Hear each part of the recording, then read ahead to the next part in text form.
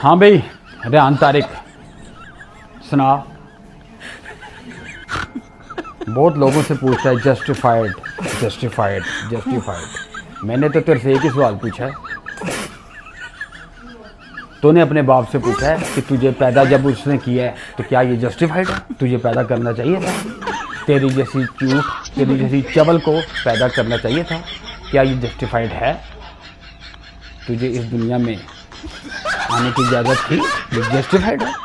ये बता मेरे को, ताकि इन सबको पता चले। बड़ी तू लोगों को बुला बुला के उनकी इंसल्टें करता है ना, तेरी मंजी मैं ठोकांगा। बता, अपने बाप से पूछ के तुझे पैदा किया, क्या उसके बाप ने जस्टिफाइड किया था कि रेहान तारिक को पैदा होना चाहिए? क्यों? जब वो पैदा होगा तो दुनिया में आके ये चवले मारेगा। जस्टिफाइड पता करके बता रेहान तारिक, तू जस्टिफाइड है कि नहीं है?